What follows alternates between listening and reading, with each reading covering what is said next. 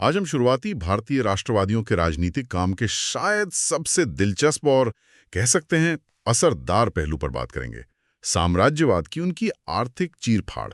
हाँ, और हमारे पास जो स्रोत है वो किसी इतिहास की किताब के पन्ने नहीं बल्कि एक तरह की चार्ट शीट है। चार्ट शीट, ये शब्द बिल्कुल सही है। ये बताते हैं कि कैसे दादा भाई नौरोजी, गोखले जैसे नेताओं ने परत दर परत ये खोला कि अंग्रेजी हुकूमत भारत को आर्थिक तौर पर कैसे खोखला कर रही थी। और आज हमारी कोशिश यही समझने की है कि ये आलोचना सिर्फ शिकायतें नहीं थीं, बल्कि एक बहुत सोचा समझा हमला था। उनकी मांगे क्या थीं और सबसे जरूरी, कैसे उनके तर्कों ने पूरे भारत में ये सोच फैला दी कि अंग्रेजों का राज कोई वरदान नहीं बल्कि एक शोषण का तंत्र है। तो चलिए इस पूरी बहस की गहराई में उतरते हैं। देखिए, इन शुरुआती राष्ट्रवादियों की जो सबसे बड़ी कामयाबी थी वो ये थी कि उन्होंने अंग्रेजी राज की नीयत को पकड़ लिया था। बिल्कुल, उन्होंने साफ साफ कहा कि ब्रिटिश आर्थिक साम्राज्यवाद का एक ही मकसद है, भारत की अर्थव्यवस्था को इंग्लैंड की अर्थव्यवस्था का गुलाम बनाना। मतलब भारत सिर्फ एक मोहरा था, हम्म। एक ऐसा देश जो इंग्लैंड के कारखानों के लिए कच्चा माल जैसे कपास और नील ये सब पैदा करेगा, और फिर उन्हीं कारखानों में बने तैयार माल जैसे कपड़े के लिए एक बड़ा बाजार बन जाएगा। हाँ, और हमारे स्रोत यही बताते हैं कि वे इस पूरी कोशिश का जोरदार विरोध कर रहे थे। बिल्कुल, और ये सिर्फ व्यापार तक सीमित नहीं था, वे भारत को विदेशी पूंजी के निवेश की एक सुरक्षित जगह भी बनाना चाहते थे। राष्ट्रवादियों ने इस पूरे औपनिवेशिक ढांचे की लगभग हर आर्थिक नीति के खिलाफ एक बड़ा आंदोलन खड़ा कर दिया। और उन्होंने भारत की जो बढ़ती गरीबी थी, जो आर्थिक पिछड़ापन था, उसका सीधा रिश्ता ब्रिटिश शोषण से जुड़ा। इसी बात पर दादा भाई नौरोजी ने 1881 में एक बहुत ही तीखी बात कही थी जो आज भी चुभती है। हाँ, उन्होंने कहा था कि ब्रिटिश शासन एक स्थायी, बढ़ता हुआ और हर दिन बढ़ता हुआ विदेशी आक्रमण है। आक्रमण? हाँ, और ये भी कि वो धीरे धीरे मगर पूरी तरह से देश को नष्ट कर रहा है। इसे आक्रमण कहना ये बहुत बड़ी बात थी उस समय। ये बहुत बड़ी बात थी क्योंकि इन्होंने अंग्रेजों के हम भारत को सभ्य बना रहे हैं वाले दावे की हवा निकाल दी। सही कहा। उन्होंने कहा कि आप सभ्य नहीं बना रहे, आप तो हमला कर रहे हैं। बस आपके हथियार बंदूकें नहीं बल्कि आपकी आर्थिक नीतियां हैं। और ये सिर्फ भावना नहीं थी, उन्होंने तथ्यों के साथ बताया कि कैसे भारत के पारंपरिक हस्तशिल्प उद्योग जैसे कपड़ा बनाना वो बर्बाद हो गए और आधुनिक उद्योगों को जानबूझकर पनपने नहीं दिया गया। अच्छा, एक बात जो मुझे स्रोतों में पढ़कर थोड़ी चौंकाने वाली लगी वो ये थी कि राष्ट्रवादी विदेशी निवेश का विरोध कर रहे थे। आज के जमाने में तो हम सब FDI यानी फॉरेन डायरेक्ट इन्वेस्टमेंट के लिए रेड कार्पेट बिछाते हैं। तो क्या वे विकास के खिलाफ थे? ये सवाल बहुत जरूरी है और इसका जवाब उनकी दूर की सोच को दिखाता है। वे विकास के खिलाफ नहीं थे, मतलब वो निर्भरता के खिलाफ थे। निर्भरता? अच्छा। उनका तर्क था कि ये पैसा भारत के फायदे के लिए नहीं बल्कि अंग्रेजों के फायदे के लिए लग रहा था। ये रेलवे लाइनें गांव को जोड़ने के लिए नहीं बल्कि बंदरगाहों तक बिछाई जा रही थीं, ताकि हमारा कच्चा माल आसानी से बाहर भेजा जा सके और उनका तैयार माल देश के कोने कोने में पहुंचाया जा सके। अच्छा, तो मतलब ये निवेश एक तरह का जाल था, दिखने में विकास लेकिन असल में शोषण को और आसान बनाने का जरिया। एकदम सही। उनका डर था कि इस विदेशी पूंजी से भारतीय उद्योगपति कभी खड़े ही नहीं हो पाएंगे और देश की अर्थव्यवस्था और राजनीति पर अंग्रेजों की पकड़ हमेशा के लिए मजबूत हो जाएगी। वे इसे आने वाली पीढ़ियों के लिए एक बहुत बड़ा खतरा मानते थे। तो अगर विदेशी पूंजी नहीं तो फिर समाधान क्या था? गरीबी कैसे दूर होती? उनका समाधान साफ था, आत्मनिर्भरता। उन्होंने कहा कि भारत की गरीबी दूर करने का एकमात्र रास्ता है अपने आधुनिक उद्योगों का तेजी से विकास। और इसके लिए सरकार से मदद चाहिए थी? हाँ, उन्होंने सरकार से 2 चीजें मांगी। पहली, टैरिफ सुरक्षा, यानी बाहर से आने वाले माल पर टैक्स लगाओ ताकि भारत में बना सामान सस्ता बिके। और दूसरी, सरकार सीधे तौर पर भारतीय उद्योगों को आर्थिक मदद दे। और यहीं से स्वदेशी का विचार निकला है ना, कि भारतीय सामानों का इस्तेमाल करो और ब्रिटिश सामानों का बहिष्कार करो। हाँ, और ये सिर्फ एक नारा नहीं था, ये आंदोलन बन गया। सोचिए, 1896 में पुणे और महाराष्ट्र के दूसरे शहरों में कॉलेज के छात्र सरेआम विदेशी कपड़े जला रहे थे। ये तो बहुत शक्तिशाली प्रतीक रहा होगा। बिल्कुल। ये सिर्फ कपड़ों को आग लगाना नहीं था, ये अंग्रेजी आर्थिक ताकत को सीधी चुनौती थी। इन सब में सबसे बड़ा और शायद सबसे प्रसिद्ध विचार था धन की निकासी, यानी ड्रेन ऑफ वेल्थ का सिद्धांत। हमारे स्रोतों में इसका जिक्र बार बार आता है। सुनने में ये एक अकादमिक सिद्धांत लगता है, पर इसका असर क्या था? ये अकादमिक नहीं, एक राजनीतिक बम था। दादाभाई नौरोजी ने आंकड़ों के साथ ये साबित किया कि भारत का पैसा और संसाधन लगातार इंग्लैंड भेजे जा रहे हैं। किस रूप में, मतलब कैसे? ब्रिटिश अधिकारियों की तनख्वाह, उनकी पेंशन, भारत में लगे कर्ज पर ब्याज और ब्रिटिश साम्राज्य के युद्धों के खर्च के रूप में। अच्छा। उन्होंने एक सरल, शक्तिशाली विचार दिया जिसे कोई भी समझ सकता था। वे हमारा पैसा ले जा रहे हैं। इस एक विचार ने अंग्रेजों के हम भारत का भला कर रहे हैं वाले पूरे नैरेटिव को पलट कर रख दिया। मतलब ये कि भारत की गरीबी कोई प्राकृतिक आपदा नहीं थी, बल्कि एक सोची समझी नीति का नतीजा थी। बिल्कुल। और इस ड्रेन को रोकने की मांग उनकी आर्थिक आलोचना का केंद्र बन गई। इसके साथ ही उन्होंने दूसरी कई मांगे भी जोड़ी। जैसे किसानों पर लगान का बोझ कम करो, क्योंकि ज्यादा टैक्स भी गरीबी बढ़ा रहा था। उन्होंने बागानों में काम करने वाले मजदूरों की बुरी हालत सुधारने और नमक कर जैसी चीजों को खत्म करने के लिए भी आवाज उठाई। और सेना के खर्च का भी जिक्र है। राष्ट्रवादी कह रहे थे कि भारत सरकार का ज्यादातर पैसा भारतीय लोगों पर नहीं, बल्कि एक बड़ी सेना रखने पर खर्च हो रहा है। हाँ, और वो सेना असल में ब्रिटिश साम्राज्य के लिए एशिया और अफ्रीका में लड़ती थी। वो कह रहे थे कि ये हमारी सेना नहीं, ये अंग्रेजों की शाही सेना है जिसका खर्च हम उठा रहे हैं। तो जैसे जैसे ये सारी बातें सामने आई, ज्यादा से ज्यादा राष्ट्रवादी इस नतीजे पर पहुंचे कि अंग्रेजी राज के अगर कुछ छोटे मोटे फायदे हैं भी, तो इस भयानक आर्थिक शोषण के सामने उनकी कोई हैसियत नहीं है। इसी बात को दादाभाई नौरोजी ने जान और माल की सुरक्षा वाले ब्रिटिश दावे पर अपनी टिप्पणी में बहुत जबरदस्त तरीके से सामने रखा। उन्होंने कहा कि ये दावा एक रोमांस है। हाँ, एक खूबसूरत कहानी जिसकी हकीकत कुछ और है।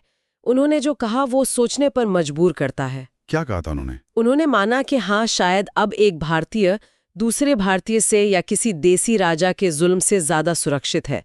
लेकिन उन्होंने सवाल पूछा, क्या हमारी संपत्ति इंग्लैंड की पकड़ से सुरक्षित है? और अगर संपत्ति ही सुरक्षित नहीं तो जीवन कैसे सुरक्षित है? बात तो सही है। उन्होंने हिसाब लगाकर बताया कि इंग्लैंड हर साल 30 से 40 मिलियन पाउंड की दौलत भारत से ले जाता है और नतीजा ये है कि यहाँ लाखों लोगों के लिए जिंदगी का मतलब आधा पेट भोजन या भुखमरी है। तो ये कैसी सुरक्षा है? कानून और व्यवस्था पर उनकी टिप्पणी तो और भी तीखी है। उन्होंने एक भारतीय कहावत का जिक्र किया, पीठ पर मारो पर पेट पर मत मारो। इसका क्या मतलब था इस संदर्भ में? इसका मतलब बहुत गहरा था। उन्होंने कहा कि पुराने देसी राजाओं के राज में हो सकता है कि लोगों को कभी-कभी शारीरिक हिंसा सहनी पड़ती थी, यानी पीठ पर मार पड़ती थी, पर जो वे कमाते थे, जो उगाते थे, वो उनका होता था। लेकिन ब्रिटिश राज में कानून और व्यवस्था है, कोई हिंसा नहीं होती।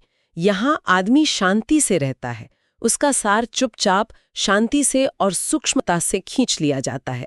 वो शांति से भूखा मरता है और शांति से नष्ट हो जाता है, कानून और व्यवस्था के साथ। ये विश्लेषण तो रोंगटे खड़े कर देने वाला है।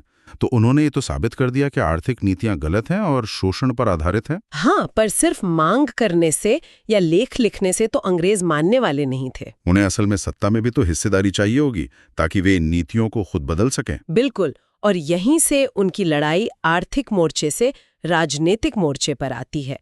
यहीं से संवैधानिक सुधारों की मांग शुरू होती है। और उनका मानना था कि जब तक बजट पर भारतीयों का नियंत्रण नहीं होगा, तब तक ये धन की निकासी कभी नहीं रुकेगी। सही, लेकिन उनकी शुरुआती मांगे काफी नरम थीं। जैसा कि स्रोत बताते हैं, वे धीरे धीरे बदलाव चाहते थे। हाँ, वे बहुत सावधानी से चल रहे थे। 1885 से 1892 तक उनकी मुख्य मांग थी विधान परिषदों यानी लेजिस्लेटिव काउंसिल्स का विस्तार करना और उनमें सुधार करना। उनके दबाव में सरकार 1892 का इंडियन काउंसिल्स एक्ट लाई भी, जिससे सदस्यों की संख्या बढ़ी। पर इसमें एक बड़ा पेंच था। कुछ सदस्य तो अप्रत्यक्ष रूप से चुने जा सकते थे, लेकिन परिषदों में सरकारी अधिकारियों का बहुमत बना रहा। मतलब आखिरी फैसला हमेशा सरकार का ही होता। इसीलिए राष्ट्रवादियों ने इस एक्ट को एक धोखा कहा। वे इससे बिल्कुल संतुष्ट नहीं थे। उनकी मांग थी कि परिषदों में भारतीयों का बहुमत हो, उन्हें असली ताकत मिले और सबसे जरूरी सरकारी खजाने पर यानी बजट पर उनका नियंत्रण हो। और यहीं पर उन्होंने अमेरिकी स्वतंत्रता संग्राम का वो प्रसिद्ध नारा अपनाया, प्रतिनिधित्व के बिना कोई कराधान नहीं। नो टैक्सेशन विदाउट रिप्रेजेंटेशन, यानी अगर शासन में हमारी कोई आवाज ही नहीं है तो हम टैक्स क्यों दें? ये एक बहुत शक्तिशाली राजनीतिक तर्क था। हालांकि ये भी ध्यान रखना जरूरी है कि उस वक्त वे आम जनता या महिलाओं के लिए वोट के अधिकार की मांग नहीं कर रहे थे। नहीं, उनका ध्यान शिक्षित और संपत्ति वाले वर्गों तक ही सीमित था। लेकिन ये एक शुरुआत थी। 20वीं सदी की शुरुआत तक आते आते 1905 में गोखले और 1906 में दादाभाई नौरोजी ने कांग्रेस के मंच से साफ-साफ स्वराज की मांग कर दी। स्वशासन, जैसा कि कनाडा और ऑस्ट्रेलिया में था। बिल्कुल। तो एक तरफ वे विधान परिषदों में ज्यादा अधिकार मांग रहे थे और दूसरी तरफ वे उस नौकरशाही को भी तो बदलना चाहते थे जो असल में जमीन पर राज कर रही थी, मतलब एडमिनिस्ट्रेशन। हाँ, क्योंकि कानून बनाना एक बात है और उसे लागू करना दूसरी। वे जानते थे कि असल ताकत तो कलेक्टर और दूसरे बड़े अफसरों के हाथ में है और ये सभी पद अंग्रेजों के लिए रिजर्व्ड थे। तो इसीलिए उनकी सबसे बड़ी प्रशासनिक मांग थी उच्च सरकारी सेवाओं का भारतीयकरण। हाँ, इंडियनाइजेशन। और इसके पीछे उनके तर्क सिर्फ ये नहीं थे कि भारतीयों को भी मौका मिलना चाहिए, बल्कि बहुत ठोस तर्क थे। आर्थिक, राजनीतिक और नैतिक, तीनों। सही। आर्थिक तर्क सीधा था। अंग्रेज अफसरों को बहुत ज्यादा तनख्वाह दी जाती थी, जिससे प्रशासन महंगा होता था। साथ ही वे अपनी कमाई और पेंशन का बड़ा हिस्सा इंग्लैंड भेजते थे, जिससे धन की निकासी और बढ़ती थी। और राजनीतिक तर्क ये था कि भारतीय अधिकारी आम लोगों की जरूरतों और समस्याओं को बेहतर समझेंगे और प्रशासन ज्यादा संवेदनशील बनेगा। सही। लेकिन जो सबसे गहरा और दिल को छूने वाला तर्क था, वो नैतिक था। इसे गोपाल कृष्ण गोखले ने 1897 में जिन शब्दों में रखा, वो आज भी बहुत मायने रखते हैं। क्या कहा था उन्होंने? उन्होंने कहा था, इस व्यवस्था के तहत भारतीय जाति का एक प्रकार का बौनापन या विकास का रुक जाना, स्टंटिंग, चल रहा है। हमें अपने जीवन के सभी दिन हीनता के माहौल में रहना चाहिए। हमारी मर्दानगी जिस पूरी ऊंचाई तक पहुंचने में सक्षम है, उस तक हम इस व्यवस्था के तहत कभी नहीं पहुंच सकते। और आगे कहा, हमारी प्रशासनिक और सैन्य प्रतिभाएं केवल इस्तेमाल न होने के कारण धीरे धीरे गायब हो जाएंगी, जब तक कि हमारे अपने ही देश में लकड़ी काटने और पानी भरने वालों की हमारी नियति पक्की नहीं हो जाती। ये बहुत ही मार्मिक बात है। वो सिर्फ नौकरी या पैसे की बात नहीं कर रहे, वो कह रहे हैं कि ये व्यवस्था एक पूरे देश के आत्मसम्मान और उसकी क्षमता को कुचल रही है। बिल्कुल, ये एक तरह का मनोवैज्ञानिक दमन है। वो कह रहे थे कि आप सिर्फ हमारा पैसा नहीं लूट रहे, आप हमसे हमारा भविष्य, हमारी काबिलियत को साबित करने का मौका भी छीन रहे हैं। इसके अलावा उन्होंने न्यायपालिका को कार्यपालिका से अलग करने की भी मांग की। हाँ, मतलब कोर्ट और सरकार को अलग रखा जाए ताकि लोगों को पुलिस और अफसरों की मनमानी से सुरक्षा मिले। उन्होंने पुलिस के दमनकारी रवैये और आक्रामक विदेश नीति का भी कड़ा विरोध किया। तो वे सिर्फ आलोचना ही नहीं कर रहे थे, बल्कि एक बेहतर सरकार का खाका भी पेश कर रहे थे। वे चाहते थे कि सरकार एक कल्याणकारी राज्य यानी कि वेलफेयर स्टेट की भूमिका निभाए। हाँ, उनकी मांगें बहुत प्रगतिशील थीं। वे चाहते थे कि सरकार आम लोगों के लिए प्राथमिक शिक्षा का इंतजाम करे, तकनीकी और उच्च शिक्षा को बढ़ावा दे, किसानों को साहूकारों से बचाने के लिए कृषि बैंक खोले और अकाल से बचाने के लिए सिंचाई की व्यवस्था करे। एक और अहम बात जो स्रोतों में सामने आती है वो ये है कि उनका सरोकार सिर्फ भारत में रहने वाले भारतीयों तक ही सीमित नहीं था। नहीं, वे एक अखिल भारतीय पहचान बना रहे थे। उन्होंने उन भारतीय मजदूरों के हक में भी आवाज उठाई जिन्हें गरीबी की वजह से देश छोड़कर दक्षिण अफ्रीका, मलाया, मॉरिशस जैसी जगहों पर जाना पड़ा था, जहां उनके साथ बहुत बुरा बर्ताव और नस्लीय भेदभाव होता था। बिल्कुल। और स्रोत में खास तौर पर दक्षिण अफ्रीका का जिक्र है। यहाँ मोहनदास करमचंद गांधी उस वक्त भारतीयों के अधिकारों के लिए एक बड़ा संघर्ष चला रहे थे। और भारतीय राष्ट्रवादी आंदोलन ने गांधी जी को संघर्ष को पूरा समर्थन दिया। हाँ, इससे ये पता चलता है कि उनकी सोच कितनी व्यापक थी। वे जहाँ कहीं भी भारतीय थे, उनके अधिकारों के लिए खड़े थे। तो इस पूरी चर्चा को समेटे तो इसका क्या मतलब निकलता है? इन सब मांगों और आलोचनाओं का आखिरी नतीजा क्या हुआ? इसका सबसे बड़ा नतीजा ये हुआ कि आर्थिक मुद्दों पर इस लगातार हमले ने पूरे देश में एक आम राय बनाई। ये विचार गांव-गांव, शहर-शहर फैला कि ब्रिटिश शासन का असली चरित्र शोषणकारी है और भारत की गरीबी और पिछड़ेपन की जड़ यही है। उन्होंने अंग्रेजों के हर उस दावे को झूठा साबित कर दिया कि वे भारत को आधुनिक बना रहे हैं। मतलब उन्होंने ये स्थापित कर दिया कि शोषण का पलड़ा तथाकथित फायदों के पलड़े से कहीं ज्यादा भारी था। बहुत ज्यादा भारी। उन्होंने एक ऐसी बौद्धिक नींव रखी जिस पर आगे चलकर आजादी का पूरा आंदोलन खड़ा हुआ। और अंत में श्रोताओं के लिए एक विचार। गोपाल कृष्ण गोखले के उन शब्दों पर फिर से सोचते हैं जहां वे भारतीय जाति के बौनेपन की बात करते हैं। ये सोचने पर मजबूर करता है कि क्या किसी देश पर विदेशी शासन का सबसे बड़ा नुकसान सिर्फ पैसे या संसाधनों का लुट जाना है, या फिर उस समाज का आत्मविश्वास और अपनी पूरी क्षमता तक पहुंचने की संभावना को धीरे धीरे खत्म कर देना है। शायद असली ड्रेन पैसे का नहीं बल्कि संभावनाओं का था।